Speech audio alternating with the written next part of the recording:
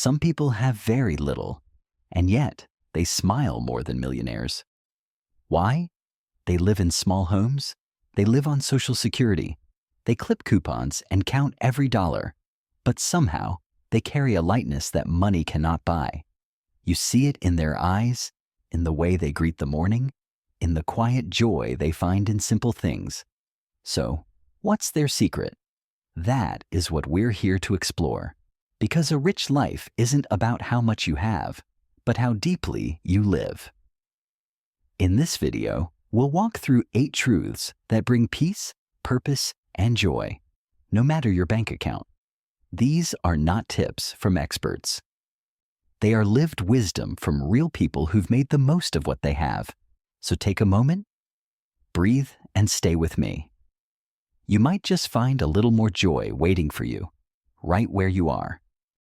Secret 1. Take gentle care of your health. Most people think of health as something complex or expensive. They picture treadmills, kale smoothies, supplements with long names. But when you're over 60, health takes on a different meaning. It's not about six-pack abs or running marathons. It's about freedom. The freedom to move without pain. The freedom to get out of bed, cook your own meal, and enjoy your day with energy. Someone once told me, "At this age, I don't want to climb mountains. I just want to carry my groceries without hurting." And that's exactly it. Health in your later years is not perfection. It's about function. And even more than that, it's about dignity. Here's the good news. Taking care of your health doesn't require a gym membership or fancy diets. In fact, the most powerful health choices are the simplest ones. Did you know that just 30 minutes of walking per day can reduce your risk of heart disease, stroke, and dementia by up to 30%? That's right. Not hours, just 30 minutes. That could be 3 10-minute walks or even pacing your hallway while listening to music. Start with your breath. Deep breathing for just 5 minutes a day helps lower blood pressure and reduce stress. Drink more water. Stretch your arms overhead. Rotate your ankles. Dance in the kitchen while your coffee brews. It all counts. One of the biggest myths about aging is that it's all downhill. But studies show that muscle strength can still be improved in your 70s, 80s, and even 90s. The human body was made to adapt, even in later life. The key is consistency, not intensity. And here's something most people forget. Your mental health is part of your physical health. Joy, laughter, peace, these aren't just feelings, they're medicine. When you laugh, your body releases endorphins. When you listen to music you love, your heart rhythm improves. So don't be discouraged if your joints ache or you tire more easily. That's not failure. That's simply your body asking for gentler care.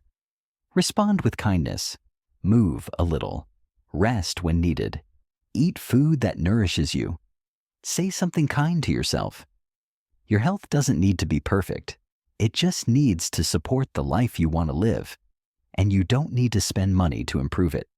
You just need to start where you are, with what you have. Because when you feel stronger, life feels easier. And when you move with care, every step becomes a step toward freedom. Secret 2. Find purpose in small things. I'm retired now.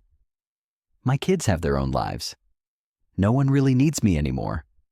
Maybe these are thoughts you've had. Quiet, lingering feelings that come and go. You don't say them out loud, but they sit there, unspoken, heavy. But let me offer you something different. What if your purpose is still alive, just waiting for a new shape? What if your most meaningful years aren't behind you, but ahead of you, in ways you never expected? Purpose doesn't always look like a career or a mission. It can be as quiet as putting your hands in the soil, as simple as calling a friend who's grieving, as soft as holding your grandchild's hand and teaching them how to tie their shoes. One woman I met told me she wakes up each morning and asks herself one question: who can I help today? Some days, it's a neighbor who needs a ride. Other days, It's mailing a birthday card to someone who didn't expect one. And sometimes, the person she helps is herself. That too is purpose. You see, purpose isn't about being busy. It's about being present, being useful, feeling like your existence still matters. Because it absolutely does. And here's something science tells us. Older adults who feel a sense of purpose are more likely to stay mentally sharp, physically active, and emotionally fulfilled. Having a reason to get out of bed, even if it's small, can add years to your life, and more importantly, life to your years. Let's break it down. Purpose can be writing down your memories to pass on to your grandchildren, volunteering 1 hour a week at the library or church, fixing something around the house instead of letting it stay broken, sharing wisdom with a younger neighbor or friend. Even sitting quietly and praying for someone counts, because love is action, even if it's silent. Never underestimate how much a kind word or a small gesture can mean to someone else. You may not know it, but the way you live can be someone else's light. So no, your purpose is not over. It's not lost. It's just evolving. And your life, even now, holds incredible value. Secret 3. Practice daily gratitude. Imagine waking up to a soft morning light. You reach for your cup of coffee. It's warm in your hands. The room is quiet, but not empty. Outside, you hear a bird singing, just one note at a time. You take a breath, and in that small moment, you whisper, "Thank you." That's gratitude. It's not loud. It doesn't need to be written in big letters. It lives in the stillness, in the noticing, in the choice to see what's there, rather than what's missing. For many people, especially as we grow older, the habit of gratitude becomes a form of emotional survival. When things feel uncertain, your body changes, people move away, money gets tight, it's easy to feel like life is shrinking. But gratitude helps us remember how much is still here, how much is still working, how much beauty still quietly exists all around us. One woman told me, "I used to focus on what I'd lost, my husband, my job, my youth. But then one day I started thanking my knees just for getting me to the mailbox. And I swear, that one act changed my whole attitude." It sounds small, but neuroscience backs it up. Studies show that people who practice gratitude consistently report better sleep, lower stress, improved immune systems, and even reduced physical pain. Why? Because gratitude shifts the brain's chemistry. It releases dopamine and serotonin, those feel-good chemicals that help regulate mood. And no, you don't need to keep a fancy journal. You don't have to write a novel every day. You just have to start noticing again.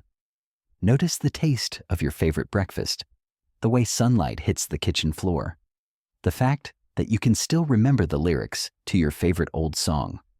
These aren't throwaway moments. These are treasures. If you're not sure where to start, try this tonight. Before bed, name out loud 3 things you're thankful for today. Just 3. They could be simple, like, "I talked to my son." "My soup turned out great." "The sunset was beautiful." That's it. But over time, those little reflections add up. They change how you see your life. You stop scanning for what's wrong and start leaning into what's right. Gratitude doesn't fix everything. It doesn't erase grief or struggle. But it brings light into dark corners. It gives you something to hold on to, especially on days when things feel hard.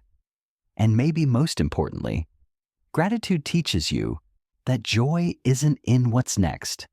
It's right here, in this breath, in this cup of coffee, in this ordinary sacred moment. Secret 4. Nurture real relationships.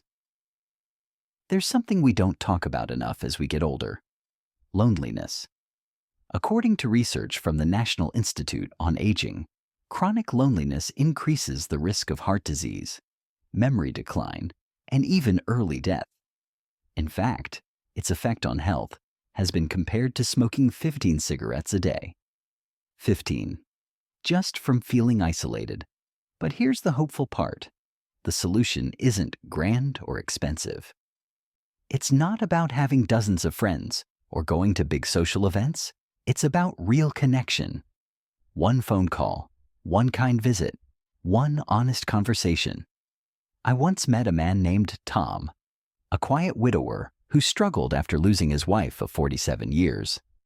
The house felt too silent. Dinner felt too long. He said, "I didn't want to bother anyone, so I just stopped reaching out." Until one day he walked into the community library and saw a flyer. Chess Club, Beginner's Welcome. He hadn't played in years, but he showed up. At first, he mostly listened. Then he started playing again. Then he started laughing again. And slowly, the silence in his life began to lift. Real relationships don't mean being surrounded by people all the time. It means being seen, being heard, feeling like someone genuinely cares about you and that you care about them too. You can nurture relationships by calling an old friend and saying, "I was just thinking of you." Writing a letter by hand, yes, the old-fashioned way. Inviting someone over for a simple cup of coffee. Asking a neighbor if they need help with groceries or errands. Joining a local class, church group, or volunteer circle. And here's something powerful. When you reach out to others, it's not just for them. It's for you too. Giving attention, offering care, it brings meaning to your own life. Mrs. Anderson, a retired nurse I once interviewed, used to cook a simple pot of stew every Sunday and open her front door to anyone who needed company. Neighbors, teens, even people she barely knew. "I may not have much," she said, "but my table is never too small for one more." Relationships, real ones, don't ask for perfection. They just ask you to show up, to listen, to care. Not someday, today. Secret 5. Embrace simple living. Remember when happiness didn't come from screens or sales? Just a warm bowl of soup, a porch swing, and the sound of cicadas on a summer evening. There was a time when enough really felt like enough. A time when our joy wasn't tied to the newest phone or the fastest car. It came from presence, not pressure. As life goes on, it's easy to feel like we're behind. Ads scream, "Buy this." Friends talk about cruises and new renovations. You look around your small home and think, maybe I don't have much. But here's the truth. Simple living isn't poverty. It's power. It's freedom from the race. One of the happiest couples I ever met lived in a little 2-bedroom house they'd owned for decades. The chairs creaked, the wallpaper had faded, but there was laughter in every room. She grew herbs by the window. He fixed broken clocks. They sat on the porch every evening with sweet tea and stories. When I asked what kept them so content, the wife smiled and said, "We don't chase happiness. We invite it in." Simple living is not about giving things up. It's about gaining clarity. It's knowing the difference between what's essential and what's extra. It's choosing slow mornings over busy schedules, conversations over noise, time over things. Here's the magic of it. When you stop chasing more, you finally see what's already here. Your old mug, your favorite chair, the worn-out robe that still feels just right. These are not signs of lack. They're signs of life, of love, of longevity. Try this. Declutter one drawer. Spend an afternoon without turning on the TV. Cook a meal from scratch using what you already have. Write a memory from your childhood and share it with someone you love. The more we simplify, the more space we make for peace, for connection, for joy. In a world that's always rushing, choosing to live simply is an act of quiet rebellion. And it just might be the most abundant way to live. Secret 6. Choose contentment over comparison. Picture this. You're sitting in your favorite chair, scrolling on your phone. You see photos from a friend's beach vacation, a neighbor showing off their new car, someone else posting about their renovated kitchen. Suddenly, without warning, your cozy little living room feels small. Your dinner feels plain. Your life feels less. That's the trap of comparison. It sneaks in quietly, turning appreciation into resentment and contentment into envy. But here's the truth. You're not seeing the whole story. You're seeing a moment, a highlight reel, not the quiet struggles, not the loneliness behind the smile, not the debt behind the new car. A retired mailman once told me, "My grass isn't the greenest, but it's mine, and that's enough." That one sentence stayed with me, because it's not just about lawns, it's about life. Contentment is not laziness, it's clarity. It's saying, what I have and who I am is enough, not because it's perfect, but because it's real. You see, comparison robs you twice. First, it steals your joy. Then it blinds you to what's already beautiful. Your home may not be fancy, but it holds your memories. Your clothes may be worn, but they're comfortable and familiar. Your days may be quiet, but peace is something many people would give anything to have. Let's flip the script. Instead of asking, "Why don't I have what they have?" try asking, "What do I have that others might be wishing for?" Stability, wisdom, a loving family, time. Here's a small challenge. Each time you catch yourself comparing, stop and name 3 things you're thankful for in your own life. If you see something online that triggers jealousy, pause and say, "Good for them." And good for me too. You are not behind. You are not lacking. You are living your version of life. And it's valid. It's real. And it matters. In the end, the happiest people are not the ones with the most. They're the ones who notice and appreciate what they already have. Secret 7. Forgive and let go. Let's slow down for a moment. Take a breath. Now ask yourself quietly, who still lives in your mind when everything else gets quiet? Whose name still stirs something heavy in your chest? Is it a family member you no longer speak to? A friend who betrayed your trust? Or maybe it's you. As we grow older, we don't just carry memories. We carry weight, emotional weight, from things said, things unsaid, choices made, and people lost. And the truth is, the older we get, the more that weight adds up. That's why forgiveness matters now more than ever. Forgiveness is not about saying what happened was okay. It's not about pretending something didn't hurt. It's not even about rebuilding a relationship that's been broken. It's about you. It's about freeing your heart from the burden of resentment. It's about choosing peace so that the years ahead feel lighter than the ones behind you. I once met a man named Harold. He hadn't spoken to his only brother in 18 years. A falling out over something small that turned into something massive. After his wife passed, the silence in the house became unbearable. And one day, sitting on the porch, Harold whispered out loud, "Why am I still angry?" That whisper turned into a letter. The letter turned into a phone call. And the phone call turned into a reunion, 2 decades late, but not too late. He told me, "I didn't do it for my brother.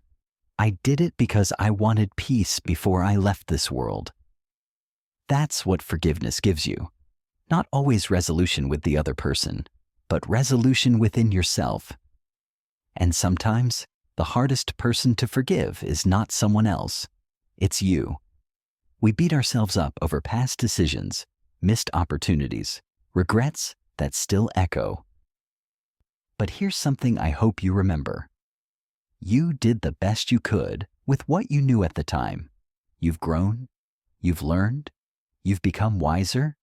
Isn't it time to let go of who you were so you can fully live as who you are now? Here are gentle ways to begin. Write a letter you never send. Pour out the hurt, the anger, the sadness. Let the paper carry the pain, not your body. Say out loud, I release you. I release this. I choose peace. Place your hand over your heart. Take a breath and say, I forgive myself for not knowing better. I'm allowed to move on. Forgiveness isn't a single act. It's a quiet practice you repeat, little by little, until the grip loosens and you can breathe again. It doesn't mean forgetting. It means choosing freedom over bitterness, peace over pride, clarity over chaos. And here's the most beautiful part. When you forgive, you don't just heal the past. You open space for new love, new joy, and new beginnings to enter your life. You've carried enough, friend. Let today be the day you begin to put that weight down. Not for anyone else, but for you. Because you deserve to walk through these next chapters of life with peace in your soul and nothing heavy on your back. Secret 8. Stay curious and open. They say you can't teach an old dog new tricks, but you're not a dog, and you're not done yet. One of the most powerful ways to stay young in spirit is to stay curious, to keep learning, exploring, and discovering. No, you don't need to go back to school or take complicated courses. Curiosity is much simpler than that. It's reading a book on a topic you've never explored, trying a new recipe, asking your granddaughter how her favorite app works, joining a beginner's yoga class, listening to a podcast about history or art or even gardening. I once met a 78-year-old man named Frank who took up painting for the first time in his life. He said, I figured I've seen enough sunsets in my lifetime. Maybe it's time I try to paint one. Now his entire hallway is filled with colorful skies and proud little landscapes. Learning something new doesn't just pass the time, it opens your mind. It brings joy. It gives you a sense of progress. And more than anything, it reminds you, you are still growing. Studies show that older adults who continue learning experience better memory, increased emotional well-being, and a stronger sense of self-worth. Your brain, just like your muscles, stays healthier when it's active. Here's the truth. Staying curious isn't about proving anything. It's about staying connected to the world, to others, and to your own sense of wonder. You've lived through decades of change. You've adapted more times than you can count. You've learned things the hard way. So now you get to learn for joy. Try something this week that's new, even if it's just a little new. Visit a museum.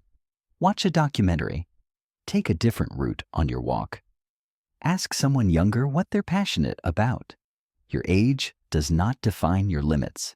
Your willingness does. The world is still full of things you haven't tried, songs you haven't heard, people you haven't met, and moments you haven't lived. And you, my friend, are not too old, not even close, to be surprised by joy again. So now we've walked through 8 gentle but powerful truths, each one a reminder that happiness in our later years isn't about wealth or status or how much you've achieved. It's about the simple, intentional choices we make every day. You don't need a perfect body to feel healthy. You don't need applause to live with purpose. You don't need grand moments to feel joy. You just need presence, kindness, gratitude, a little courage to let go, and a little curiosity to keep going. If life has taught us anything, it's that we can't control everything, but we can choose how we respond. We can choose to forgive. We can choose to love. We can choose to notice what's still good even when things are hard. I'll leave you with this thought. You are not too old. You're not too late. And you are never too small to make a big difference in your own life or in someone else's. If this message touched something in you, I hope you'll carry it forward. Not just by remembering these words, but by living them. Let someone know you care. Say thank you out loud. Call someone you miss. Cook something with love. And before you go, tell me in the comments, what's one thing, no matter how small, that brings you peace today? Because when you share it, someone else might see it and feel a little more peace too. We're all still learning, still healing, still here. And that, my friend, is a beautiful thing.